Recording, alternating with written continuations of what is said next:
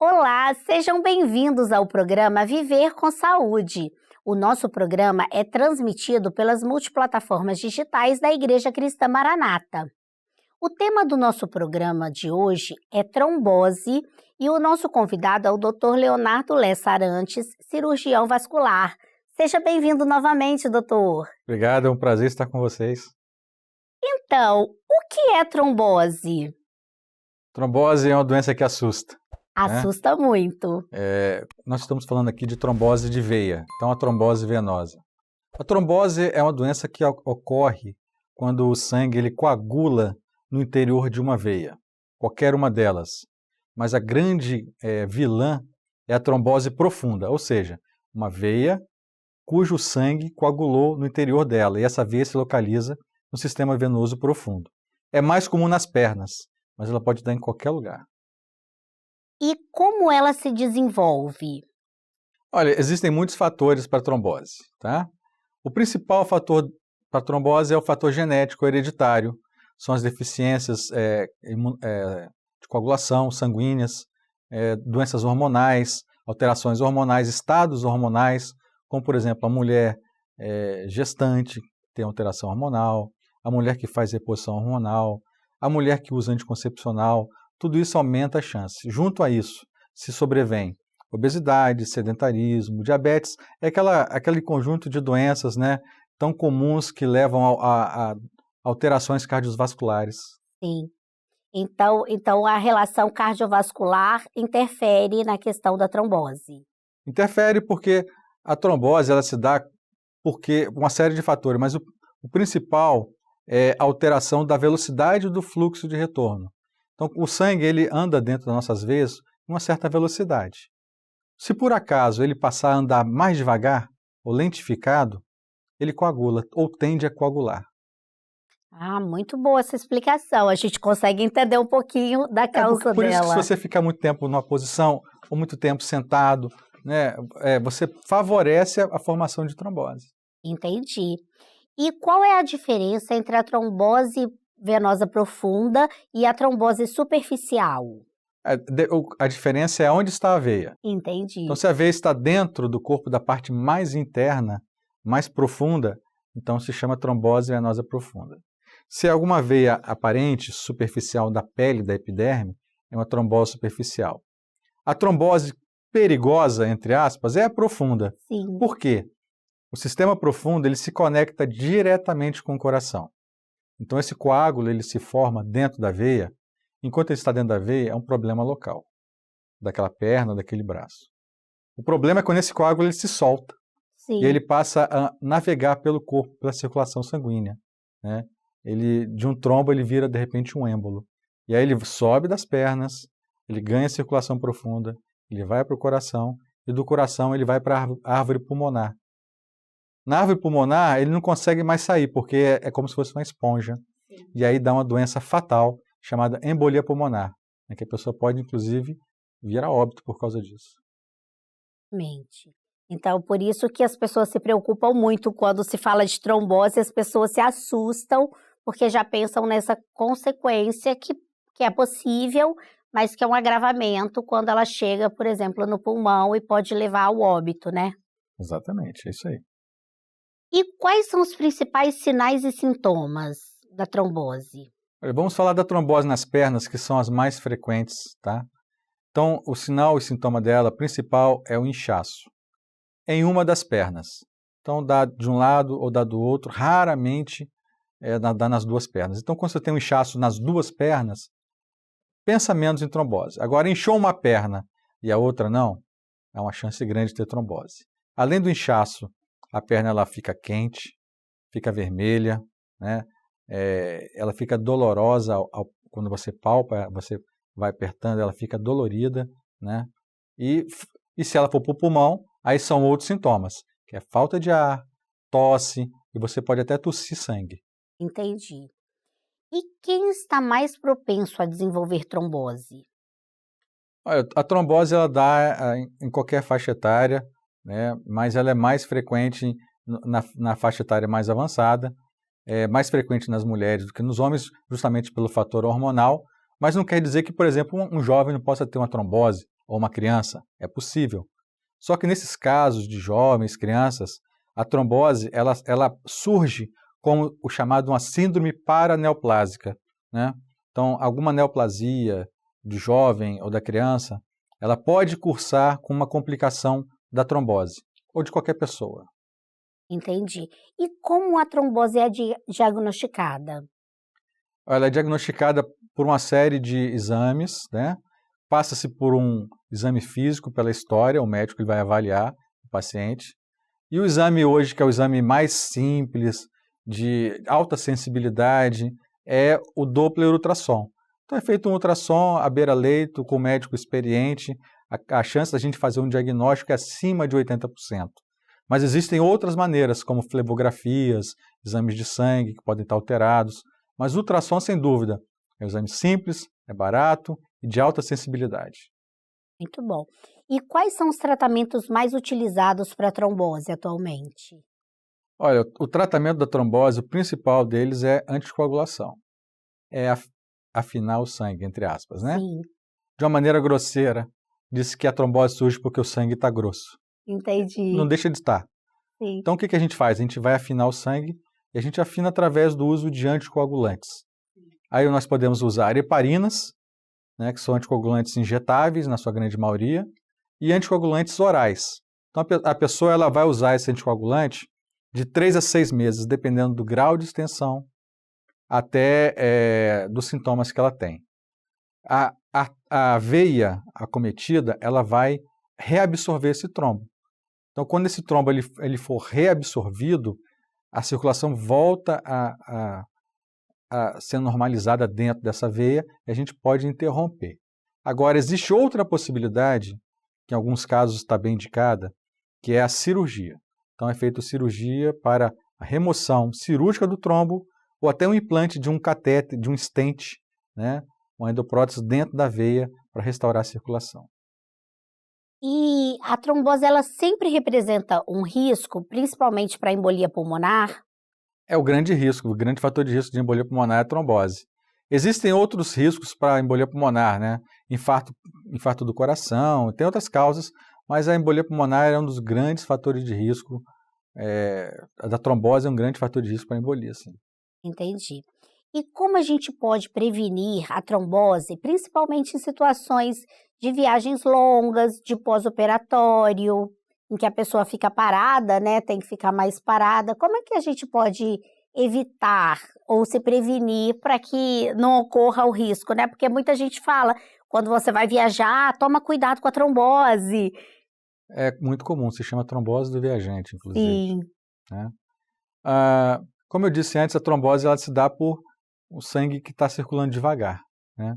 Então, o que a gente precisa fazer para evitar é acelerar esse sangue. A gente acelera como? Se movimentando. exercício, né? Então, operou. É você tentar, o mais cedo possível, o mais breve possível, se levantar da sua cama, caminhar no quarto, de preferência no mesmo dia da cirurgia, se for indicado. Se você for fazer uma viagem longa, existem algumas coisas que você pode fazer para mitigar a chance de trombose. Uma delas é viajar com a meia elástica. Já ouviu falar? Aquela meia de compressão que o pessoal Meia de compressão chama. elástica. Existem algumas meias próprias hoje para viagem, né? Mas qualquer meia elástica de média compressão, leve a média compressão, são muito bem-vindas e ajudam a prevenir. Porque o que a meia faz? A meia faz o que o coração da perna, né, a panturrilha, faz, que é contrair. Então, contrai e ajuda o sangue a se movimentar, vai para cima. Então, viajar de meia é muito bom. A gente sabe que nem todo mundo pode, nem todo mundo consegue, porque é apertada, calor, é preço, é uma série de coisas. Sim. Se não puder usar a meia, você tem que prestar atenção para algumas coisas. Primeiro, viagens prolongadas, muito longas, né? O que é viagem prolongada? Acima de 8 horas. Você, de hora em hora, você se levantar. No avião, no trem, né? No carro, à medida que for possível, fazer paradas e se mexer. Andar um pouquinho, né? E evitar ficar muito tempo parado na mesma posição. Se hidratar bem. Beber bastante água. Né? Evitar coisas que desidratem, como, por exemplo, o café. Café desidrata. Evitar tomar remédios sedativos para dormir. Por quê? Quando você dorme, você fica sem se movimentar, você fica muito tempo na mesma posição, né? Isso tudo favorece. E sempre que possível fazer movimentos com as pernas, exercitar. Então é comum, se você está viajando, por exemplo, num avião, você está lá na sua cadeirinha do avião, né? Cada vez mais apertada Cada hoje. vez mais apertada, exatamente. Você se movimenta cada vez menos. É você contrair as panturrilhas. Você pode, sentado mesmo, na ponta dos pés, fazer esse movimento para bombear, contraindo as panturrilhas, né? Isso tudo ajuda, isso tudo favorece, mas lembrar que mesmo assim você pode ter uma trombose. É ficar atento a esses sinais e sintomas que nós já falamos. Sim, muito bom. Muito boa essa dica também do fazer o movimento, mesmo que você não consiga se levantar, né?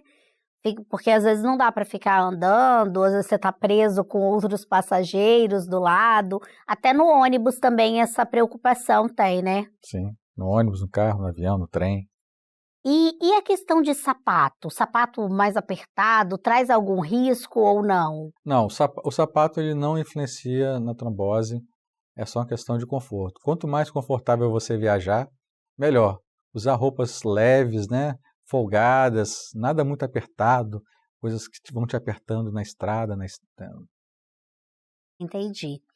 E tem mais algum hábito do dia a dia que pode ajudar a reduzir esse risco? Você falou do café, e a gente costuma tomar bastante café, né? Porque quando a gente está no avião, o ar é rarefeito, né? Então a chance da gente desidratar é muito maior. Então é sempre se hidratar bem. Não é que você não possa tomar um café no voo, não é isso.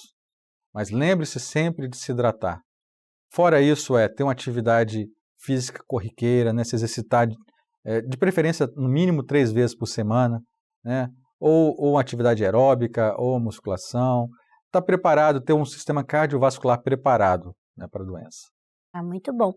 E você falou sobre o paciente que passa por uma cirurgia, dele se levantar e tudo, mas a gente tem, por exemplo, pacientes que são acamados ou que estão por algum motivo hospitalizados e não podem se movimentar, né? Ou porque passaram por um grande procedimento, ou porque estão em uma condição que não podem se levantar ou se movimentar. O que esse paciente ele pode ter de atendimento nos hospitais, por exemplo? O que a família pode solicitar ao hospital para que possa, por exemplo, evitar a trombose? Porque ele também está sujeito a isso, não é? Sim. Geralmente, quando o paciente ele passa por uma cirurgia que ele precisa ficar acamado, o médico que operou, o profissional, ele já deixa prescrito para o doente o uso de anticoagulantes profiláticos. Ah, muito bom. Então, ele vai usar anticoagulante profilático. Outra coisa que pode ser usada é terceirizar essa função do exercício, que é uma fisioterapia. Então, o fisioterapeuta ele vai fazer os movimentos, vai exercitar, até evitar a atrofia muscular. Tanto o fisioterapeuta quanto a própria família. Outra coisa que se faz hoje nos hospitais também é a compressão pneumática intermitente. É um mecanismo que é colocado nas pernas, como se fosse uma bolsa de ar, que ele fica inflando e desinsuflando, fazendo esse movimento de compressão. Entendi. Isso ajuda o sangue também a não ficar parado. O problema é o sangue parado. Entendi. Então, até para os nossos irmãos que têm pacientes acamados, fica esse alerta de, às vezes, a família, junto com a fisioterapia, cuidar para que não fique tanto tempo parado e aí faça algum tipo de movimento que o paciente possa fazer, mesmo que seja ainda restrito ao leito, né? Para que possa evitar. E aí sempre o acompanhamento dos médicos, dos profissionais, para ver se é necessário algum tipo de medicamento, né, para isso. E identificar precocemente, especialmente a família, quem está ali do lado todo dia, né? Identificar precocemente esses sinais e sintomas que fazem a gente pensar, pode ser uma trombose?